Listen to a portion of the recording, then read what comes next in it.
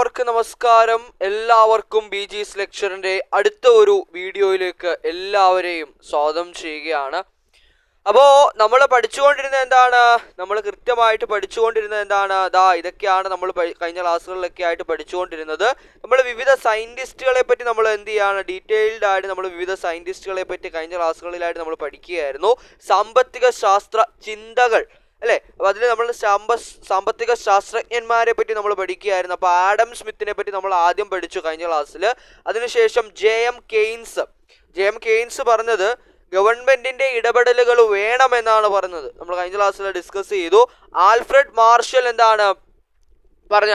Marshal പറഞ്ഞത് ഏതൊരു സാമ്പത്തിക പ്രവർത്തനമാണെങ്കിലും അത് മനുഷ്യക്ഷേമത്തിന് പ്രാധാന്യം നൽകുന്നതായിരിക്കണം എന്ന് പറഞ്ഞു. അദ്ദേഹം ചോദന നിയമമൊക്കെ കൊണ്ടുവന്നു. ലയണൽ റോബിൻസ് അതായത് നമ്മുടെ പരിമിതമായിട്ടുള്ള വിഭവങ്ങളാണ്, പക്ഷെ നമ്മളുടെ ആവശ്യങ്ങൾ വർദ്ധിച്ചതാണ് അല്ലേ? അപ്പൊ അതിനെപ്പറ്റി സംസാരിച്ചു. കാൾ മാർക്സ് തൊഴിലാളികൾക്ക് പ്രാധാന്യം നൽകിക്കൊണ്ട് അല്ലേ, തൊഴിലാളികൾക്ക് പ്രാധാന്യം നൽകണമെന്ന് പറഞ്ഞുകൊണ്ട് മിച്ചമൂല്യ സിദ്ധാന്തമൊക്കെ ആരാണ് ആവിഷ്കരിച്ചത്? കാൾ മാർക്സ് ആണ്. പോൾ എ സാമുവൽസൺ എന്ന് പറഞ്ഞാൽ സാമ്പത്തിക ശാസ്ത്രജ്ഞനായിട്ടുള്ള നമ്മളെ പോൾ എ സാമുവൽസൺ പറഞ്ഞ എന്താണ്, നമുക്ക് നല്ലൊരു സാമ്പത്തിക ആസൂത്രണം വേണം. സാമുവൽസൺ സാമ്പത്തിക ആസൂത്രണം അല്ലേ?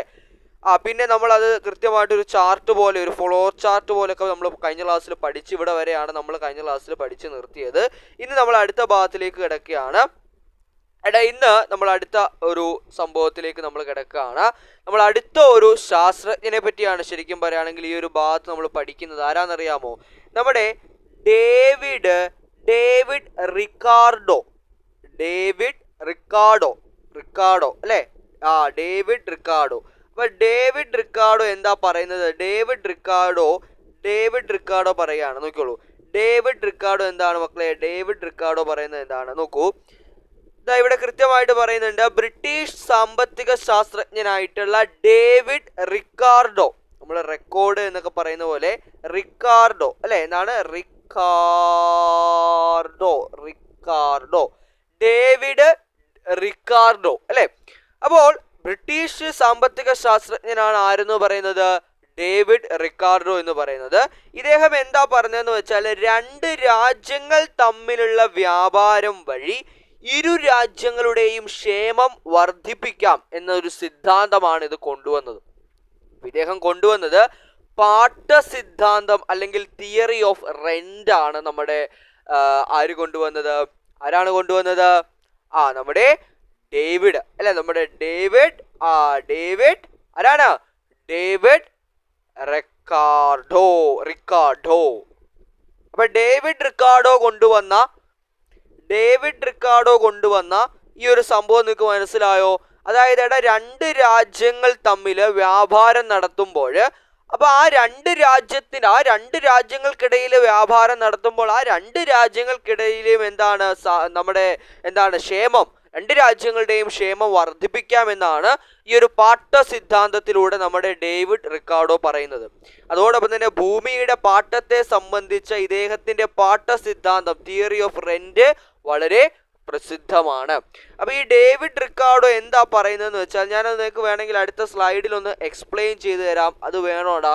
അടുത്ത സ്ലൈഡിൽ ഒന്ന് എക്സ്പ്ലെയിൻ ചെയ്ത് തരാം അല്ലേ?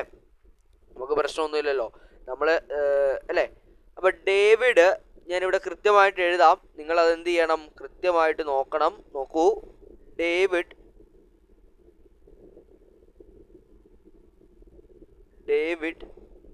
റിക്കാർഡോ. ഡേവിഡ് റിക്കാർഡോ എന്താ പറയുന്നതെന്ന് വെച്ചാൽ, ഇദ്ദേഹം പറയുന്നത് എന്താണ്, രണ്ട് രാജ്യങ്ങൾ, അതായത് ഇപ്പം ഇന്ത്യ എന്നൊരു രാജ്യം നമ്മൾ എടുക്കുകയാണ്. നോക്കിക്കോളൂടാ. ഇപ്പൊ ഇന്ത്യ എന്നൊരു രാജ്യം നമ്മൾ എടുക്കുമ്പോൾ ഇപ്പൊ ഇന്ത്യയാണ് ഇപ്പൊ എന്തെങ്കിലും ഒരു പ്രൊഡക്റ്റ്, ഞാനിപ്പോ എന്താ എടുക്കുക, നമ്മുടെ ഇപ്പൊ തുണി, ക്ലോത്ത്, ഈ തുണി ഉൽപ്പാദിപ്പിക്കുന്നതിൽ ഇന്ത്യയാണ് മെച്ചമായിട്ട് നിൽക്കുന്നത്. അതായത് ഇന്ത്യ എന്ത് ചെയ്യുന്നുണ്ട്? ഇന്ത്യ വളരെ കുറഞ്ഞ ചെലവിൽ കൂടുതൽ നല്ല ക്വാളിറ്റിയുള്ള തുണികൾ ഉൽപ്പാദിപ്പിക്കുന്നുണ്ട്. അപ്പോൾ ആ തുണി ഉൽപ്പാദിപ്പിക്കാനായിട്ട് നമ്മൾ എന്ത് ചെയ്യുക? ഇന്ത്യ അങ്ങ് തുണി ഉൽപ്പാദിപ്പിക്കുക. മറ്റ് രാജ്യങ്ങൾ ഉൽപ്പാദിപ്പിക്കാതെ ഇന്ത്യ തുണി ഉൽപ്പാദിപ്പിക്കുക, എന്നിട്ട് അത് മറ്റ് രാജ്യങ്ങളിലേക്ക് എന്ത് ചെയ്യുക, അയക്കുക അല്ലെങ്കിൽ വ്യാപാരം ചെയ്യുക. അപ്പോൾ ഈ ഇന്ത്യ എന്ന രാജ്യത്തിനും എന്താണ് ക്ഷേമം ഉണ്ടാകും. ഈ ഇന്ത്യ എന്ന രാജ്യത്തിൽ ഉണ്ടാക്കി ഈ പ്രൊഡക്റ്റ് മറ്റു രാജ്യത്തിലേക്ക് നമ്മൾ എന്ത് ചെയ്യാണ് കൊടുക്കുമ്പോൾ ആ രാജ്യത്തിനും എന്താണ് ക്ഷേമം ഉണ്ടാവും. അപ്പൊ അതാണ് ഇരു രാജ്യങ്ങൾ തമ്മിലുള്ള വ്യാപാരത്തെ പറ്റിയാണ് ആര് സംസാരിച്ചത്? ഡേവിഡ് റിക്കാർഡോ സംസാരിച്ചത്. ഞാനിതൊരു എക്സാമ്പിൾ വെച്ച് പറഞ്ഞതേ ഉള്ളൂ നിങ്ങൾക്ക് മനസ്സിലാവാൻ വേണ്ടി കേട്ടോ. അതോടൊപ്പം തന്നെ ഇദ്ദേഹം നമ്മുടെ തിയറി ഓഫ് റെന്റും ഇദ്ദേഹമാണ് കൊണ്ടുവന്നത് കേട്ടോ. അതും വളരെ ഇമ്പോർട്ടൻ്റ് ആണ്. തിയറി ഓഫ് റെന്റ് കേട്ടോ. തിയറി ഓഫ് റെന്റ് കൊണ്ടുവന്നു ആരാണ്?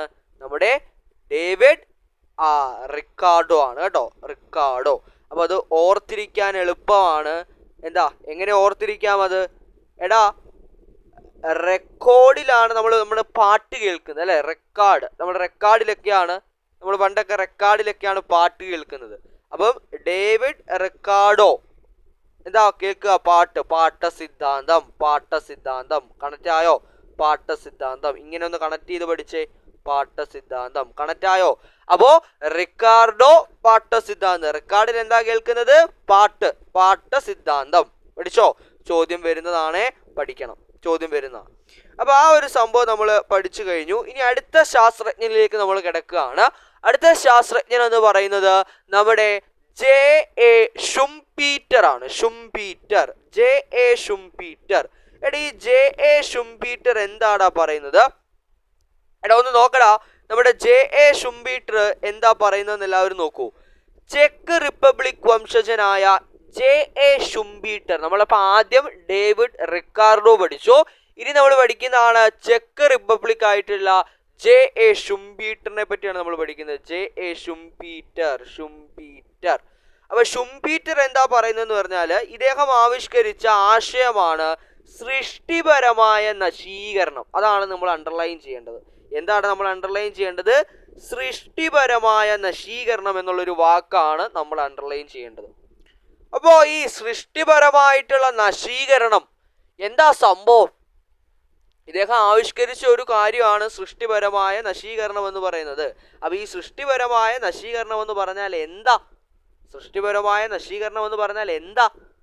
ക്രിയേറ്റീവ് ഡിസ്ട്രക്ഷൻ എന്ന് പറയും ഇംഗ്ലീഷിന് അതിനെ ക്രിയേറ്റീവ് ഡിസ്ട്രക്ഷൻ എന്നൊക്കെ പറയും. പക്ഷെ എന്താ ഈ ക്രിയേറ്റീവ് ഡിസ്ട്രക്ഷൻ അല്ലെങ്കിൽ സൃഷ്ടിപരമായ നശീകരണം എന്ന് പറഞ്ഞാൽ എന്താണ്? വ്യവസായങ്ങളും സാങ്കേതിക വിദ്യയും നൂതന കണ്ടുപിടുത്തങ്ങളാൽ പുത്തൻ അവസരങ്ങളും വളർച്ചയും സൃഷ്ടിക്കുന്നു. നമുക്കറിയാം, നമ്മുടെ ടെക്നോളജി നമ്മൾ പറയുന്നതാണ് വളർന്നുകൊണ്ടിരിക്കുകയാണെന്ന് നമ്മൾ എപ്പോഴും പറയും അല്ലെ. അപ്പൊ ഇങ്ങനെ നമ്മുടെ വ്യവസായവും സാങ്കേതിക വിദ്യയും ഒക്കെ അതായത് പുതിയ പുതിയ കണ്ടുപിടുത്തങ്ങൾ വരികയാണ്. അപ്പൊ ഈ പുതിയ പുതിയ കണ്ടുപിടുത്തങ്ങളിലൂടെ വ്യവസായങ്ങളും സാങ്കേതിക വിദ്യയും ഒക്കെ വളർന്നുകൊണ്ടിരിക്കുകയാണ് അല്ലെ. എന്നാൽ നമ്മുടെ J.A. ഷുംപീറ്റർ പറയുന്നത് മറിച്ച് ഓപ്പോസിറ്റ് ഒരു കാര്യമാണ് അദ്ദേഹം പറയുന്നത്. എന്നാൽ നിലവിലുള്ള വ്യവസായങ്ങളും സാങ്കേതിക വിദ്യയും നൂതന കണ്ടുപിടുത്തങ്ങളാൽ തടസ്സപ്പെടുകയോ നശിക്കുകയോ ചെയ്യുമെന്നാണ് അദ്ദേഹം അഭിപ്രായപ്പെടുന്നത്. അതായത് നമ്മുടെ ഈ പുതിയ പുതിയ ഓരോ കണ്ടുപിടുത്തങ്ങൾ വരുമ്പോഴേ അത് നിങ്ങൾക്ക് സിമ്പിളായിട്ട് കിട്ടും, ഒരു പാടുമില്ല അത് മനസ്സിലാക്കാൻ. അത് ഒന്നുമില്ല, നമ്മുടെ പുത്തൻ ഒരു കണ്ടുപിടുത്തം കൊണ്ടുവരികയാണ്. അപ്പൊ അങ്ങനെ അല്ലെങ്കിൽ ഒരു പുത്തൻ ഒരു കണ്ടുപിടുത്തം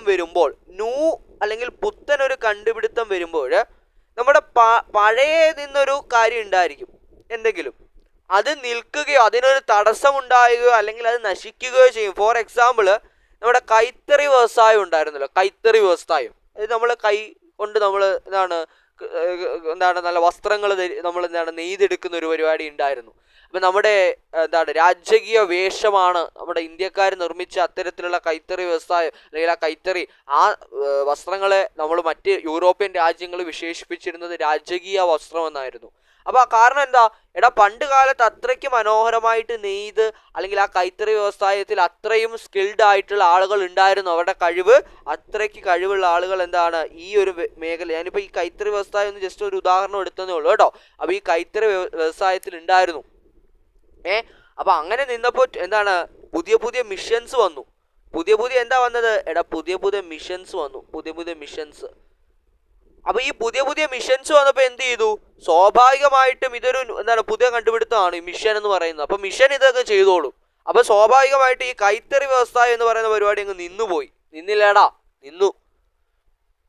അപ്പൊ അതാണ് നമ്മുടെ J.A. ഷുംപീറ്റർ പറയുന്നത്. നിങ്ങൾ വിചാരിക്കും ഇയാൾ എന്താ ഈ പറയുന്നത്? ഇതിൽ പറയുന്നതിൽ ഒരു കാര്യമുണ്ട്. ഷുംപീറ്റർ പറയുന്നത് നമ്മൾ എഴുതിയതിൽ മിസ്റ്റേക്ക് ഉണ്ടല്ലോടാ. J.A. ഷുംപീറ്റർ ആണ് കേട്ടോ. ഷുംപീറ്റർ. അപ്പൊ ഇദ്ദേഹം പറയുന്നതിലൊരു കാര്യം ഉണ്ടെന്ന് മനസ്സിലായോ? അതായത് പുതിയ പുതിയ കണ്ടുപിടുത്തങ്ങൾ വരുമ്പോൾ അത് പഴയ എക്സിസ്റ്റഡ് ആയിട്ടുള്ള അല്ലെങ്കിൽ പഴയ നിലനിൽക്കുന്ന എന്തിനെയോ ബാധിക്കും, അല്ലെങ്കിൽ അതിനെ തടസ്സപ്പെടുത്തും, അതില്ലാതാകുകയോ നശിക്കുകയോ ചെയ്യുമെന്നാണ് ആര് പറയുന്നത്? നമ്മുടെ J.A. ഷുംപീറ്റർ പറയുന്നത്. അതുകൊണ്ടാണ് അതിനെ നമ്മൾ അതിനെ പറയുന്നത്? സൃഷ്ടിപരമായ നശീകരണം എന്നാണ് പറയുന്നത്. നമ്മൾ ഒരു കാര്യം സൃഷ്ടിച്ചു, അതിലൂടെ ഒരു കാര്യം നശിച്ചു പോവുകയാണ്. അതുകൊണ്ടാണ് സൃഷ്ടിപരമായ നശീകരണം എന്നതിനെ പറയുന്നത്. സൃഷ്ടിപരമായ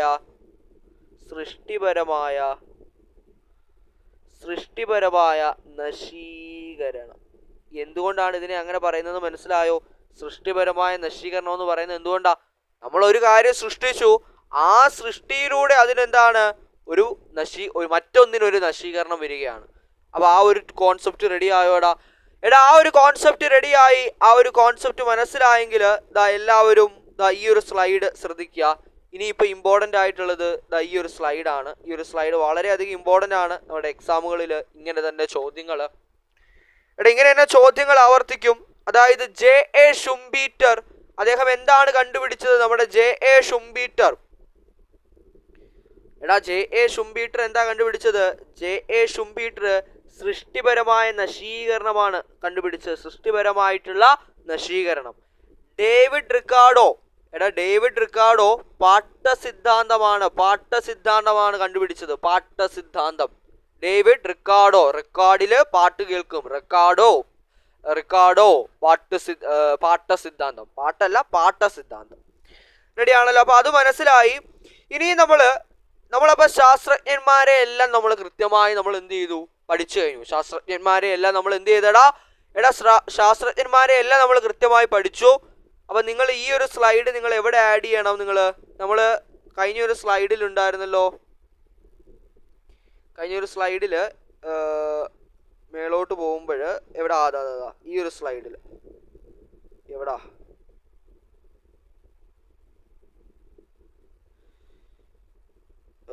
ഓക്കെ. ഇവിടെ ഞാൻ എല്ലാ ശാസ്ത്രജ്ഞന്മാരുടെ കാര്യങ്ങളും അവർ കണ്ടുപിടിച്ച ഓരോ ആശയങ്ങളും ഞാൻ കൊടുത്തിട്ടുണ്ട്. കാൾ മാർക്സ് എന്ത് കണ്ടുപിടിച്ചു, ആൽഫ്രഡ് മാർഷൽ എന്ത് കണ്ടുപിടിച്ചു, ലയണൽ റോബിൻസ് എന്ത് കണ്ടുപിടിച്ചു, പോൾ എ സാമുവൽസൺ എന്ത് കണ്ടുപിടിച്ചു. നിങ്ങൾ 6ഉം 7ഉം നിങ്ങൾ പൂരിപ്പിക്കണം. 6ാമത്തെ ആൾ ആരാണ്? നമ്മുടെ ഡേവിഡ് റിക്കാർഡോ. 6ാമത്തെ ആളിനെ ഞാൻ ഇവിടെ എഴുതാം. David Ricardo.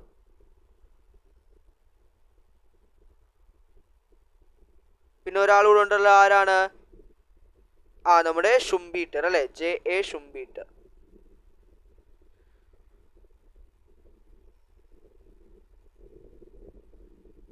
J.A. ഷുംപീറ്റർ. അപ്പൊ അവർ കണ്ടുപിടിച്ച ഇത് എന്താണെന്ന് നിങ്ങൾ ഇവിടെ എഴുതണം. ഡേവിഡ് റിക്കാർഡോ ആണെങ്കിൽ പാട്ടസിദ്ധാന്തം, ഷുംപീറ്റർ ആണെങ്കിൽ നമ്മുടെ സൃഷ്ടിപരമായ നശീകരണം. അത് നിങ്ങളിവിടെ എന്ത് ചെയ്യുക? എഴുതി നിങ്ങൾ അതൊരു ചാർട്ട് പോലെ നിങ്ങൾ സൂക്ഷിക്കണം കേട്ടോ. ഒരു ചാർട്ട് പോലെ നിങ്ങൾ സൂക്ഷിക്കണം. ഇനി നമ്മൾ അടുത്ത പഠിക്കാനായിട്ട് പോകുന്നത് വളരെ മികച്ച ഒരു ടോപ്പിക്കാണ്. നമ്മൾ ഇനി അടുത്ത പഠിക്കാൻ പോകുന്നത് സാമ്പത്തിക മേഖലകളെ പറ്റി നമ്മൾ നമ്മൾ പഠിക്കാനായിട്ട് പോവാണ്. അപ്പൊ നമുക്കറിയാം സാമ്പത്തിക മേഖലകളെ നമ്മൾ പഠിക്കുമ്പോൾ നമ്മൾ പഠിക്കുകയാണ് അല്ലെ? 3 തരത്തിലുള്ള സാമ്പത്തിക മേഖലയാണ് നമുക്കുള്ളത്.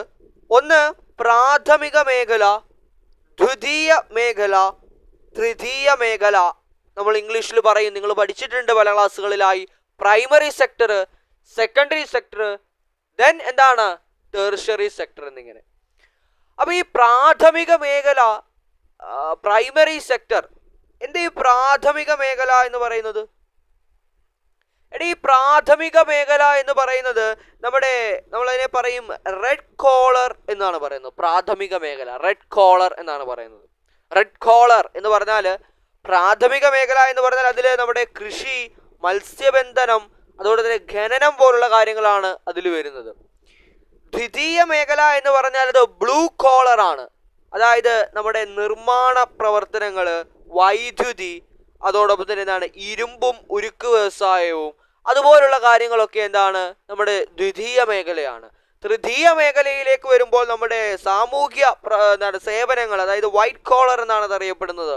വാണിജ്യം, ഗതാഗതം, റിയൽ എസ്റ്റേറ്റ് പ്രവർത്തനങ്ങൾ, ബിസിനസ്, വ്യക്തിഗത സേവനങ്ങൾ, വിദ്യാഭ്യാസം, ആരോഗ്യം, സാമൂഹിക പ്രവർത്തനങ്ങളെല്ലാം വരുന്നത് എവിടെയാണ്? നമ്മുടെ തൃതീയ മേഖലയിലാണ്. തൃതീയ മേഖല. അപ്പൊ ഇങ്ങനെ 3 തരത്തിലുള്ള മേഖലകളാണുള്ളത്. സാമ്പത്തിക മേഖലകൾ നിങ്ങൾ ഒന്ന് വേഗം നിങ്ങൾ വിചാരിക്കും ഇതൊക്കെ ആർക്കാ അറിയാത്തേ, ഇതൊക്കെ ഏത് ചെറിയ കുട്ടിക്കും അറിയാവുന്ന കാര്യമാണ്. പക്ഷെ ചോദ്യം വരുമ്പോൾ തെറ്റിക്കും. അതുകൊണ്ടാണ് പറയുന്നത്. നമ്മുടെ സാമ്പത്തിക മേഖല ഞാൻ ഇവിടെ ഒന്ന് എഴുതാം, നോക്കണേ. ഇവിടെ എല്ലാവരും നോക്കുക, ഞാൻ ഇവിടെ എഴുതാം. ഞാൻ എഴുതുമ്പോൾ നിങ്ങൾ ഒന്ന് ശ്രദ്ധിച്ചിരിക്കുക കേട്ടോ. അപ്പോൾ സാമ്പത്തിക മേഖലയിലേക്ക് വരുമ്പോൾ, അയ്യോ ഇത് ഒരു മിനിറ്റ്, ഞാൻ എൻ്റെ എഴുത്ത് ശൈലി ഒന്ന് മാറ്റിയതാണ്.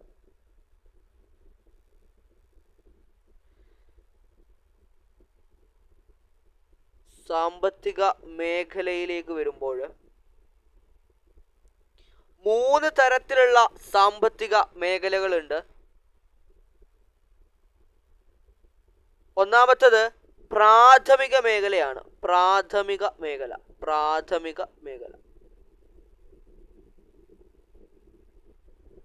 2 എന്ന് പറയുന്നത് ദ്വിതീയ മേഖല.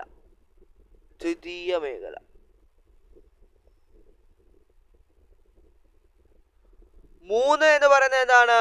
3 എന്ന് പറയുന്നത് തൃതീയ മേഖലയാണ്.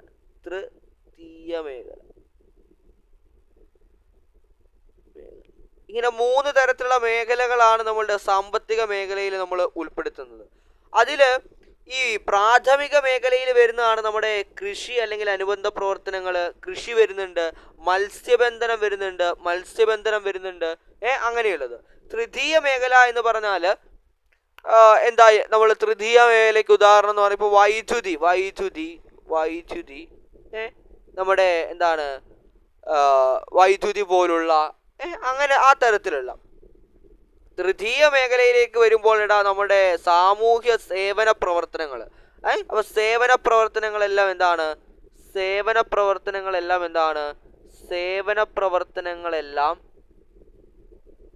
തൃതീയ മേഖലയാണ്. അതിൽ നമ്മുടെ ആരോഗ്യം വരും, വിദ്യാഭ്യാസം വരും. നമ്മളിതൊന്ന് ഡീറ്റെയിൽ ആയിട്ട് നമ്മൾ പഠിക്കും കേട്ടോ. നമ്മളിതാ പഠിക്കാനായിട്ട് പോവാണ്. ജസ്റ്റ് ഒരു ഔട്ട്ലൈൻ ഞാൻ നിങ്ങൾക്ക് തന്നു. ഈ ഒരു സ്ലൈഡിലൂടെ നിങ്ങൾക്ക് സെറ്റായി എന്ന് വിചാരിക്കുകയാണ്. ഞാൻ മുന്നോട്ട് പോകുമ്പോൾ നോക്കൂ, ഇതാ ഇവിടെ പറയുന്നുണ്ട് പ്രാഥമിക മേഖല നമ്മൾ പഠിക്കാനായിട്ട് പോവാണ്. പ്രാഥമിക മേഖല ആദ്യം നമ്മൾ പഠിക്കുന്ന പ്രാഥമിക മേഖലയാണ്. പ്രൈമറി സെക്ടർ എന്നൊക്കെ നമ്മൾ ഇംഗ്ലീഷിൽ ഇതിനെ നമ്മൾ പറയും. പ്രൈമറി സെക്ടർ എന്നൊക്കെ പറയും. നിങ്ങൾക്ക് ഓർമ്മയുണ്ടോ? നിങ്ങൾ പഠിച്ചിട്ടുള്ളതൊക്കെയാണ് അല്ലേ? അതായത് പ്രൈമറി മേഖല എന്ന് പറയുന്നത്, പ്രാഥമിക മേഖല എന്ന് പറയുന്നത് പ്രകൃതി വിഭവങ്ങൾ നേരിട്ട് ഉപയോഗപ്പെടുത്തി നടത്തുന്ന പ്രവർത്തനങ്ങൾ ഉൾപ്പെടുന്ന മേഖല പ്രാഥമിക മേഖല എന്നാണ് അറിയപ്പെടുന്നത്. അതായത് ഇവിടെ ബേസിക്കലി ഒന്നുമില്ല. ഈ പ്രാഥമിക മേഖല എന്ന് പറഞ്ഞാൽ എന്താണെന്നറിയാമോ? നമ്മൾ പ്രകൃതിയിൽ നിന്ന്, നമ്മുടെ പ്രകൃതി ഉണ്ടല്ലോ, നമ്മുടെ മരങ്ങളെല്ലാം ഉൾപ്പെടുന്ന നമ്മുടെ പ്രകൃതി ഉണ്ടല്ലോ, ഈ പ്രകൃതിയിൽ നിന്ന് ഡയറക്റ്റ് ആയിട്ട് നമുക്ക് കിട്ടുന്ന കാര്യങ്ങൾ, അതാണ് നമ്മുടെ പ്രാഥമിക മേഖല. ഇപ്പൊ കൃഷി എന്ന് പറഞ്ഞാൽ നമ്മൾ പ്രകൃതിയിൽ നിന്ന് നമുക്ക് കിട്ടുന്ന ഒന്നാണ് കൃഷി എന്ന് പറയുന്നത്. നമ്മൾ അവിടെ വിളവെടുക്കുമ്പോൾ അവിടെ നമുക്ക് വിള തരും, പ്രകൃതി തന്നെ തരുന്നതാണ്. ഇപ്പൊ മത്സ്യം എന്ന് പറഞ്ഞാൽ പ്രകൃതിയിൽ നിന്ന് ഡയറക്റ്റ് നമുക്ക് കിട്ടുന്ന ഒന്നാ. ഖനനം നമ്മൾ എന്താണ്, പ്രകൃതിയിൽ നിന്ന് നമുക്ക് കിട്ടുന്നതാണ് അല്ലെ? അതൊക്കെ പ്രകൃതിയിൽ നിന്ന് നമുക്ക് ഡയറക്റ്റ് ലഭിക്കുന്നതാണ്. അപ്പൊ അങ്ങനെ പ്രകൃതിയിൽ നിന്ന് നമുക്ക് ഡയറക്റ്റ് കിട്ടുന്ന വസ്തുക്കളെയെല്ലാം നമ്മൾ ആ പ്രാഥമിക മേഖലയിലാണ് നമ്മൾ ഉൾപ്പെടുത്തിയിട്ടുള്ളത്.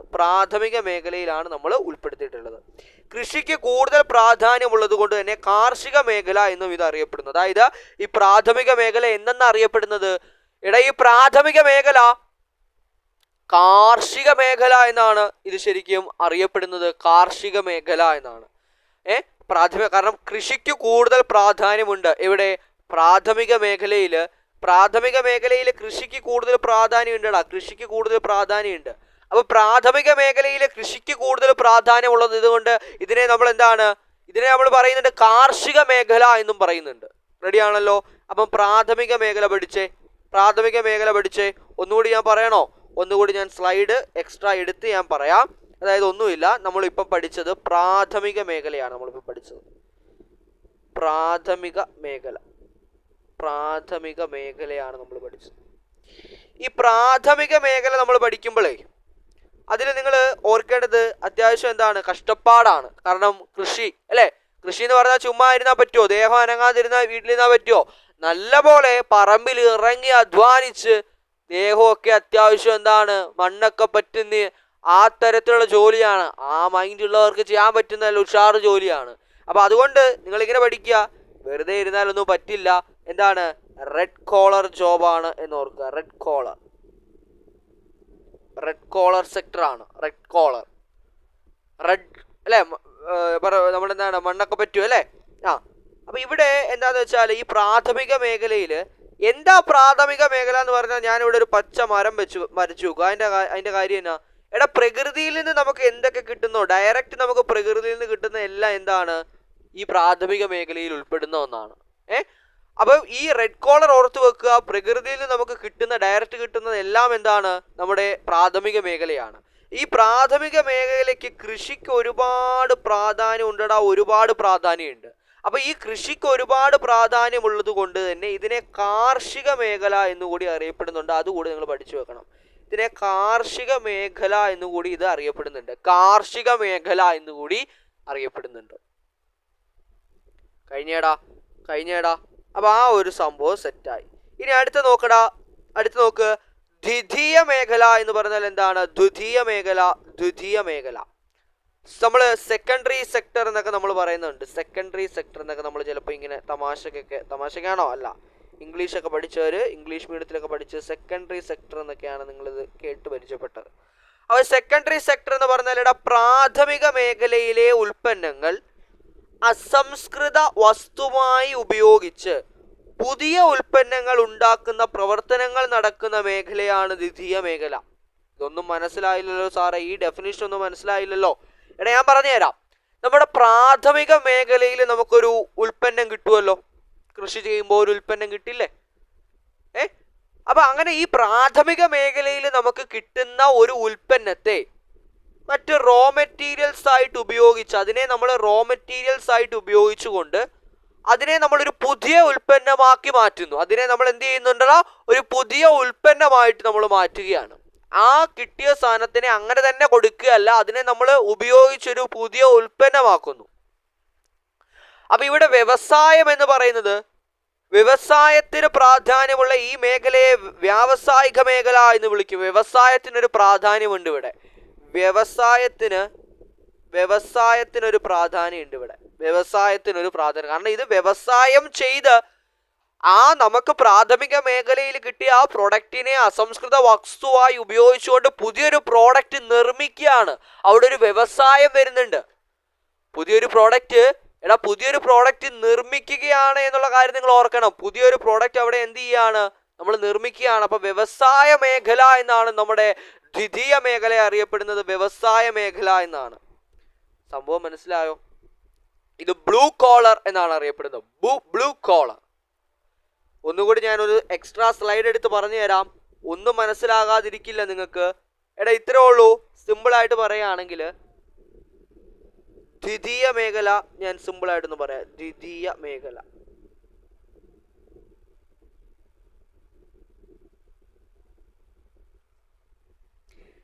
മേഖല എന്ന് പറഞ്ഞാൽ ഞാൻ പറഞ്ഞല്ലോ, ബ്ലൂ കോളർ എന്നാണ് അറിയപ്പെടുന്നത്. ബ്ലൂ കോളർ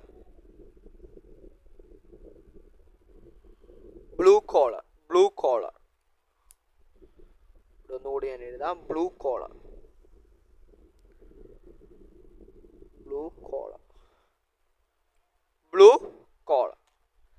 അപ്പൊ ഈ ബ്ലൂ കോളർ എന്നാണ് അറിയപ്പെടുന്നത്. അപ്പൊ ഇവിടെ എന്താ ചെയ്യുന്നതെന്ന് വെച്ചാൽ നമ്മുടെ പ്രൈമറി സെക്ടർ അല്ലെങ്കിൽ പ്രാഥമിക മേഖലയിൽ നമുക്കൊരു പ്രൊഡക്റ്റ് കിട്ടുമല്ലോ. പ്രാഥമിക മേഖലയിൽ നമുക്കൊരു ഉൽപ്പന്നം കിട്ടത്തില്ലടാ. ആ ഉൽപ്പന്നത്തിനെ നമ്മളൊരു റോ മെറ്റീരിയൽ ആയിട്ട് ഉപയോഗിച്ചുകൊണ്ട് നമ്മൾ പുതിയ ഒരു പ്രൊഡക്റ്റ് ഉണ്ടാക്കുകയാണ്. പുതിയൊരു പ്രൊഡക്റ്റ് അത് ഉപയോഗിച്ച് പ്രാഥമിക മേഖലയിലെ ഉൽപ്പന്നം ഉപയോഗിച്ച് പുതിയൊരു പ്രൊഡക്റ്റ് ഉണ്ടാക്കുന്നു. അപ്പോൾ അവിടെ പുതിയൊരു പ്രൊഡക്റ്റ് ഉണ്ടായി, അവിടെ ഒരു വ്യവസായമുണ്ട് അല്ലേ? അപ്പോൾ ഈ നമ്മുടെ ദ്വിതീയ മേഖലയ്ക്ക് വ്യവസായത്തിനൊരു വലിയ പ്രാധാന്യം ഇല്ലേ? തീർച്ചയായിട്ടും വ്യവസായത്തിനൊരു വലിയ പ്രാധാന്യമുണ്ട് എന്നുള്ളതാണ്. വ്യവസായത്തിന് വലിയൊരു പ്രാധാന്യമുണ്ട്. അപ്പോൾ വ്യവസായത്തിന് വലിയൊരു പ്രാധാന്യമുള്ളത് കൊണ്ട് തന്നെ ഇത് അറിയപ്പെടുന്നത് എന്താണ്? വ്യാവസായിക മേഖല എന്ന് ഇത് അറിയപ്പെടുന്നുണ്ട്. അത് മറക്കല്ല, വ്യാവസായിക മേഖല. അപ്പൊ വ്യാവസായിക മേഖല എന്നിത് അറിയപ്പെടുന്ന കാര്യം നിങ്ങൾ എന്ത് ചെയ്യരുത്, ഒരിക്കലും മറക്കരുത്. വ്യാവസായിക മേഖല റെഡിയാണല്ലോ. അപ്പൊ അതും നിങ്ങൾക്ക് എന്തായി, അത് നിങ്ങൾക്ക് ക്ലിയർ ആയി. അങ്ങനെയെങ്കിൽ അടുത്തത് തൃതീയ മേഖല എന്ന് പറയാം. തൃതീയ മേഖല എന്ന് പറയുന്നത് തൃതീയ മേഖല. ഈ തൃതീയ മേഖല എന്ന് പറഞ്ഞാൽ നമ്മൾ പ്രാഥമിക ദ്വിതീയ മേഖലകളിലെ ഉൽപ്പന്നങ്ങൾ സംഭരിക്കുന്നതും വിതരണം ചെയ്യുന്നതും സേവന മേഖലയിലെ പ്രവർത്തനങ്ങളാണ്. ഈ സേവന മേഖല എന്ന് പറഞ്ഞാൽ എന്താ? ഈ തൃതീയ മേഖലയെ തന്നെയാണ് നമ്മൾ എന്താണ് സേവന മേഖല എന്നറിയപ്പെടുന്നത്. ഈ തൃതീയ മേഖല തന്നെയാണ് സേവന മേഖല എന്നറിയപ്പെടുന്നത്. സേവന മേഖല. ഇവയ്ക്ക് പുറമെ സേവന മേഖലയിൽ ഗതാഗതം, വിദ്യാഭ്യാസം, ബാങ്കിങ്, IT തുടങ്ങിയവയും ഉൾപ്പെടുന്നു. സേവന പ്രവർത്തനങ്ങളെല്ലാം ചേർന്നതാണ് തൃതീയ മേഖല. ഇത് സേവന മേഖല എന്നും അറിയപ്പെടുന്നു. ഒന്നുമില്ലടാ, നമ്മളിപ്പം പ്രാഥമിക മേഖലയിലെയും ദ്വിതീയ മേഖലയിലെയും ഉൽപ്പന്നങ്ങൾ നമ്മൾ ശേഖരിക്കാനായിട്ട് അത് സംഭരിക്കുന്നതിനും അതോടൊപ്പം തന്നെ അത് വിതരണം ചെയ്യുന്നതിനു വേണ്ടി ഈ പ്രാഥമിക മേഖലയിൽ നിന്നും ദ്വിതീയ മേഖലയിൽ നിന്നും ശേഖരിച്ച കാര്യങ്ങൾ ആളുകളിലേക്ക് വിതരണം ചെയ്യുന്നുണ്ട്. അതിനുവേണ്ടി ഒരു സേവന മേഖലയുണ്ട്. ആ സേവന മേഖലയാണ് നമ്മുടെ തൃതീയ മേഖല എന്ന് പറയുന്നത്. തൃതീയ മേഖല ഞാനിവിടെ ഡീറ്റെയിൽ ആയിട്ട് പറയാം. തൃതീയ മേഖല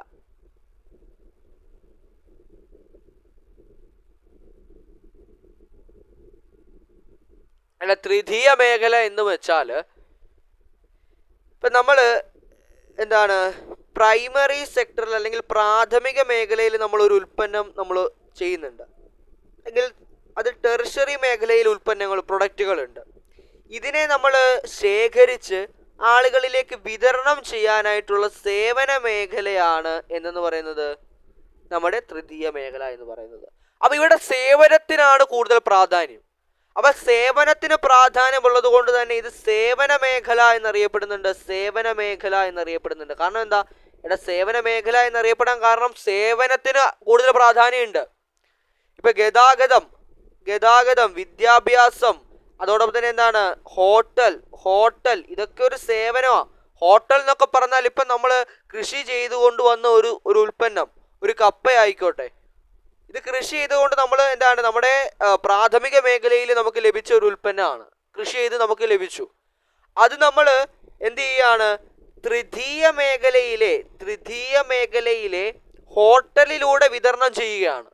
അപ്പം അങ്ങനെ വിതരണം ചെയ്യുന്ന ഒരു ഇതാണ് തൃതീയ മേഖല. അപ്പോൾ ഹോട്ടലാണ് ഒരു തൃതീയ മേഖല എന്ന് പറയുന്നത്. പറഞ്ഞാൽ മനസ്സിലായോ? അങ്ങനെ നിങ്ങൾ ആലോചിക്കണം.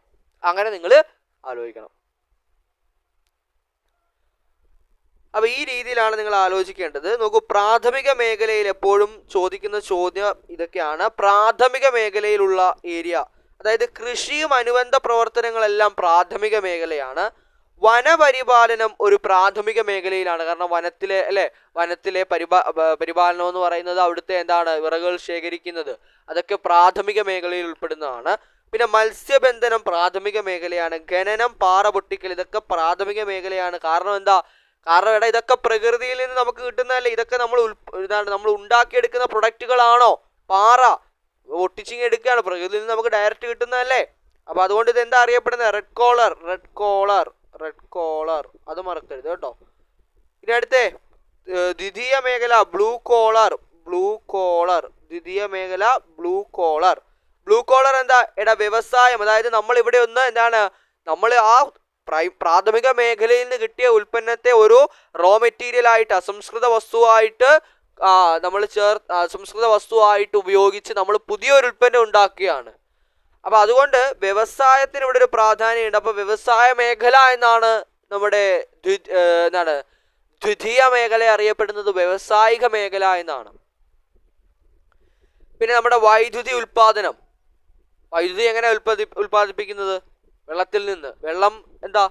വെള്ളം എവിടെ? പ്രകൃതിയിൽ നിന്ന് കിട്ടുന്നതല്ലേ. അപ്പൊ അതൊരു പ്രാഥമികമായിട്ടുള്ള ഒരു പ്രൊഡക്റ്റ് ആണ്. അതിൽ നിന്ന് നമ്മൾ വൈദ്യുതിയാക്കി അതിനെ മാറ്റുന്നു. അതായത് വ്യവസായത്തിലൂടെ മറ്റൊരു പ്രൊഡക്റ്റ് ഉൽപ്പാദിപ്പിക്കുന്നു. ഇപ്പം അത്യാവശ്യം ക്ലിയർ ആയി വരുന്നില്ലേ? പിന്നെ കെട്ടിട നിർമ്മാണം എന്ന് പറഞ്ഞാൽ വീട് അല്ലെങ്കിൽ പാലം, ഇതൊക്കെ ഈ ദ്വിതീയ മേഖലയിൽ വരുന്നതാണ്. പിന്നെ കളിമൺ പാത്ര നിർമ്മാണം. കളിമണ്ണ് നമുക്ക് കിട്ടും, പക്ഷെ അതുകൊണ്ടൊരു പാത്രം ഉണ്ടാക്കണ്ടേ. അപ്പൊ അത് പാത്രം ഉണ്ടാക്കുന്നത് ദ്വിതീയ മേഖലയിൽ വരുന്നതാണ്. പിന്നെ ജലവിതരണം. അപ്പൊ നിങ്ങൾ ചോദിക്കും, ഈ ജലവിതരണം എങ്ങനെയാ ദ്വിതീയ മേഖലയിൽ വരുന്നത്? എടാ, ജലം ഒരു പ്രാഥമിക ഉൽപ്പന്നമാണെങ്കിൽ പ്രാഥമിക മേഖലയിൽ നമ്മുടെ പ്രകൃതിയിൽ നിന്ന് നമുക്ക് കിട്ടുന്നതാണ് ജലം. പക്ഷെ ജലവിതരണം എന്തുകൊണ്ട് ദ്വിതീയ മേഖലയിലായി? കാരണം ഈ ജലത്തെ അങ്ങനെ എടുത്ത് വിതരണം ചെയ്യല്ലോ. നമുക്ക് പ്രാഥമിക മേഖലയിലെ ആ പ്രൊഡക്റ്റിനെ നമ്മൾ എന്ത് ചെയ്യാണ്? നമ്മൾ ഫിൽറ്റർ ഒക്കെ ചെയ്ത് ഒരു സിസ്റ്റത്തിലൂടെ പുതിയൊരു പ്രൊഡക്റ്റായി വിതരണം ചെയ്യുകയാണ്. അപ്പൊ അതുകൊണ്ടാണ് ഇത് ദ്വിതീയ മേഖലയാന്ന് പറയുന്നത്. അപ്പൊ അത് നിങ്ങൾ അങ്ങ് പഠിച്ചു വെച്ചോളൂ. ജലവിതരണം എന്താണ്? ദ്വിതീയ മേഖല. അങ്ങനെ അങ്ങ് പഠിച്ചു വെച്ചോ. ജലവിതരണം ദ്വിതീയ മേഖല എന്നങ്ങ് പഠിച്ചു വെച്ചോളൂ. ജലവിതരണം ദ്വിതീയ മേഖല. റെഡിയാണല്ലോ? ജലവിതരണം ദ്വിതീയ മേഖല. അപ്പൊ അത്രയും കാര്യങ്ങൾ മനസ്സിലായി. ഇനി തൃതീയ മേഖലയിൽ ഈ പറയുന്ന കാര്യങ്ങളെല്ലാം തൃതീയ മേഖലയിലാണ് വരുന്നത്. ഈ പറയുന്ന കാര്യങ്ങൾ, അതായത് വ്യവസായം ദ്വിതീയ മേഖലയാണ്, വ്യാപാരം തൃതീയ മേഖലയാണ്. വ്യാപാരം എന്ന് പറഞ്ഞാൽ എന്താണ്? ഇത് മാറിപ്പോവില്ല കേട്ടോ. വ്യവസായം എന്ന് പറയുന്നത്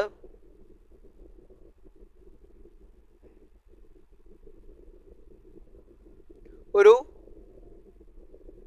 ദ്വിതീയ മേഖലയിൽ ഉൾപ്പെടുന്നതാണ്. പക്ഷെ വ്യാപാരം എന്ന് പറയുന്നത് തൃതീയ മേഖല. വ്യാപാരം ചെയ്യുന്നവര് തൃതീയ മേഖലയിലാണ് വരുന്നത്.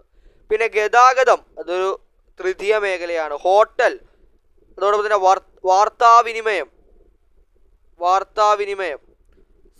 സംഭരണം,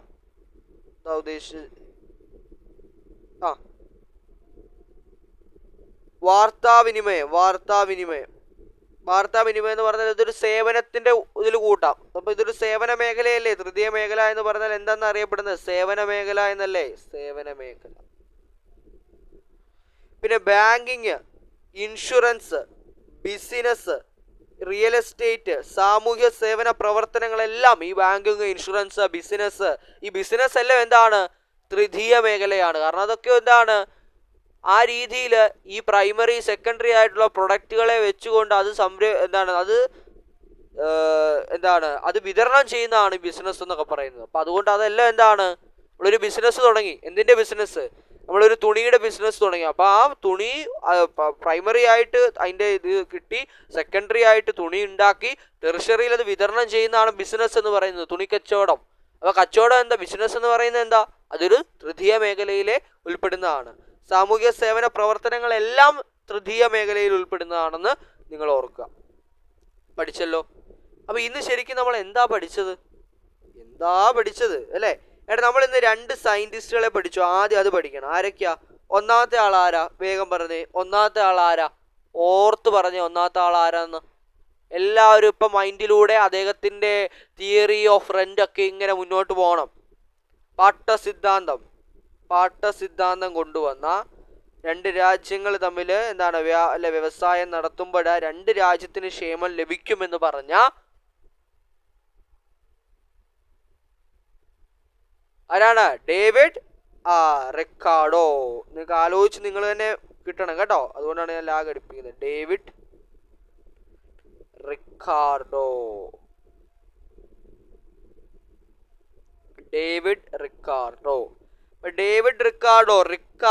റിക്കാർഡില് പാട്ട് കേൾക്കും. റിക്കാർഡോ പാട്ട്. രണ്ടാമത്തെ ആളാരായിരുന്നു? J A ഷുംപീറ്റർ.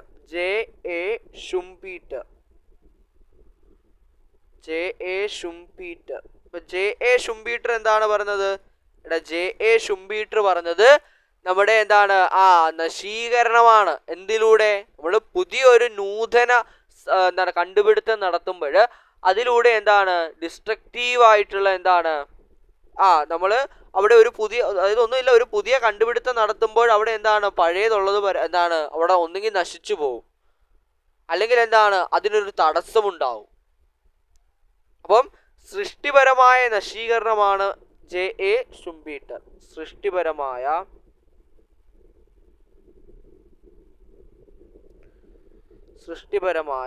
നശീകരണം. സൃഷ്ടിപരമായ നശീകരണമാണ് ആര്? J.A. ഷുംപീറ്റർ. സൃഷ്ടിപരമായ നശീകരണം.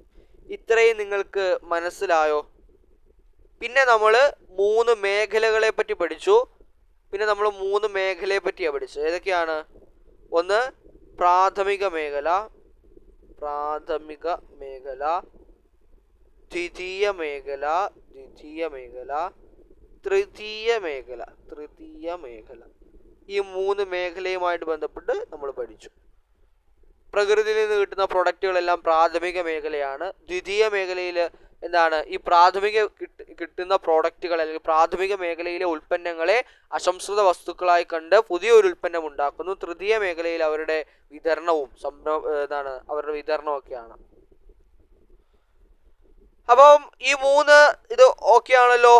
Red collar, blue collar, white collar. ഇത് വൈറ്റ് കോളർ ആണ് കേട്ടോ, ഞാൻ പറഞ്ഞില്ലെന്ന്. ഇത് വൈറ്റ് കോളർ ആണ്.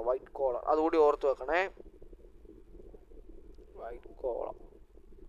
അപ്പോൾ നമ്മൾ ഇന്നത്തെ ക്ലാസ്സിൽ അടിപൊളിയായിട്ട് ഈ കാര്യങ്ങളൊക്കെ പഠിച്ചു. നിങ്ങൾക്ക് ഈ കാര്യങ്ങളൊക്കെ മനസ്സിലായെന്ന് വിചാരിക്കുന്നു.